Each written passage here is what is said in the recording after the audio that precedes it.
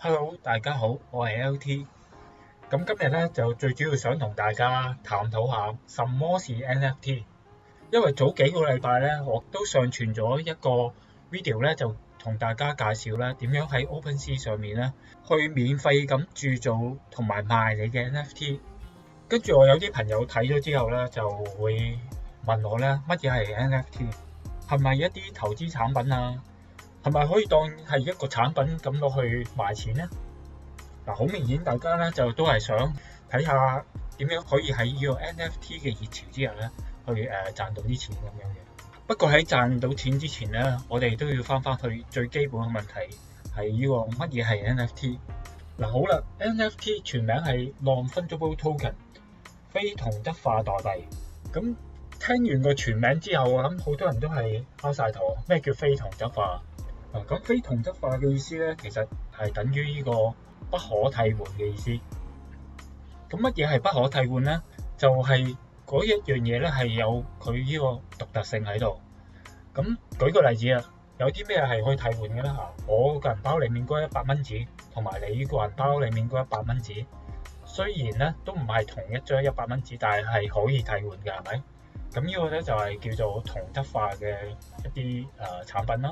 又或者我依個電子銀包上面嗰個 Bitcoin，我一個 Bitcoin 同埋你個電子銀包上面嗰個 Bitcoin，亦都係可以替換嘅，係咪？大家係同等價值交換咗咧，大家亦都唔會有任何問題。咁呢啲亦都係一啲可替換嘅電子資產啦。咁不可替換嘅例子就好似蒙娜麗莎幅畫，咁佢呢個一幅畫咧係有個獨特性喺度，係不可替換嘅，係咪？咁其他嗰啲仿品係唔可以替換呢個原創嘅呢個蒙娜麗莎噶嘛？其實任何人畫嘅一幅畫都係有佢嘅獨特性喺度嘅，都係不可替代嘅。好啦，咁大家記得呢一個 NFT 嘅第一個呢個特性啦，就係不可替換。咁第二樣嘢大家要記得嘅咧就係NFT 上面咧，佢嗰個不可替換嘅嗰啲 data 咧係啲咩 data 咧？其實就係一個 smart contract。呢個 smart contract 咧就會係記低啦，邊一個係擁有呢個代幣啦，同埋個 contract 內容咧，亦都會指翻去嗰個資產係乜嘢嚟嘅，講翻係邊一個擁有呢一個資產咁樣嘅。啲 data 啊，智能合約咧，就係儲咗喺一個 blockchain 個 network 上面。咁 blockchain 區塊鏈一樣嘢啦，我諗大家咧都聽咗好多啦。呢個係一個未來嘅一個好重要嘅 technology 啦。我喺我12大 technology 嗰個系列裡面咧，亦都係有重點講咗呢個 blockchain 呢樣嘢，成個 market size 有幾大，同埋佢個 forecast 嚟緊會係點咁樣嘅。咁如果大家未睇嘅話咧，都可以 click 上面嗰條 link 去睇一睇。咁呢度我好簡單講一講啦，blockchain 係啲咩嚟？咁佢左手邊呢邊咧就係佢嘅一啲特性啦。跟住右手邊呢邊咧就係佢嘅一啲 benefit。咁佢呢個 features 大家記得呢4樣嘢啦。第一樣嘢就係佢係一個電子帳簿啦，就好似一本帳簿咁咧，由一開始第一筆 transaction 咧一路記到去最新嗰一筆嘅 transaction。咁佢第二個特性就係佢係decentralized 嘅帳簿啦，即係呢個電子帳簿咧唔係單獨儲咗喺某一間公司或者係某個 data center 上面嘅。佢係分佈喺全球咧，係幾十萬甚至過百萬嘅節點。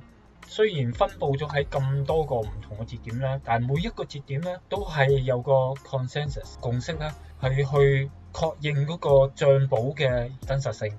所以咧，每一個節點上面嗰個帳簿咧，都係可以維持到一樣嘅。咁第4個特性咧 ，immutability 咧，即係話嗰個 transaction 完成咗之後咧，係唔可以更改嘅。咁即係話個智能合約確認咗之後咧，就唔可以後悔，唔可以更改。好啦，又講講係有啲咩好處啦。咁第一點就係嗰個係高度透明嘅，因為所有嘅呢啲 information、呢啲 data 咧，都係擺咗喺個 blockchain network 上面咧，大家其實都係可以上網咧，可以查到裡面係寫啲咩嘅。因為又唔需要涉及任何第三方啊，例如律師啊、銀行啊呢啲做呢個 transaction，所以咧佢咧就可以係好快同埋好有效咁去完成一次交易。同埋因為 blockchain 呢個 technology 咧係可以做到呢個防止呢個 double spending 啦，同埋個帳簿咧係可以有個 consensus，同埋呢個冇人可以隨便可以改佢上面嘅一啲數據咧，所以咧就有個 trust 喺度咧，我哋會相信呢一個帳簿嘅真確性。第四點個 security 嗰度咧就更加安全，因為佢係翻保式咧，變咗如果有個 hacker 係想更改呢個帳簿咧，佢必須咧就要更改50% 以上嘅呢個節點上面嘅數據咧先至得。呢個基本上咧係接近冇可能。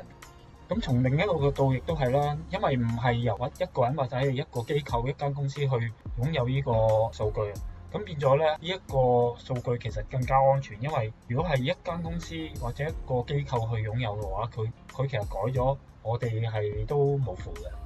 好啦，大家大概了解咗 NFT 同埋 Blockchain 係啲咩嚟嘅之後咧，我哋咧都要知道咧 NFT 上面究竟其實係儲咗啲乜嘢數據咧？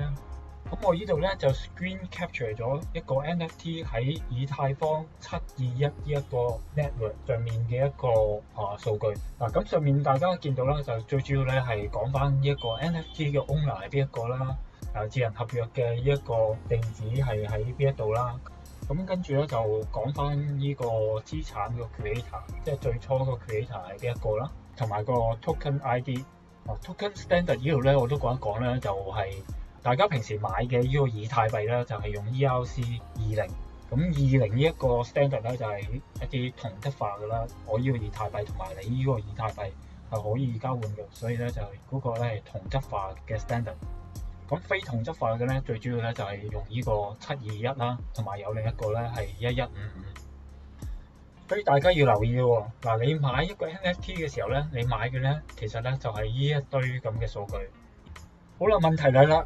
咁你買咗呢個 NFT 之後，睇到啲一堆咁嘅數字，咁你點樣由呢啲數字上面去睇翻嗰個資產係點嘅咧？如果大家有興趣知道係點樣做嘅話咧，咁喺下低留言話翻俾我知，話想知道，咁咧我咧就會另外做一個 video 咧，就去介紹俾大家係點樣去由呢啲數據咧點樣去睇翻嗰個資產係啲乜嘢嚟嘅。好啦，我今日嘅分享係咁多，我下一次咧會再講一講咧 NFT 係可以應用喺邊一啲場景啦，有啲咩好處同埋有啲咩風險啊，有啲咩唔好處咁樣嘅。多謝收睇啊！好啦，我哋下次再傾啦，拜拜。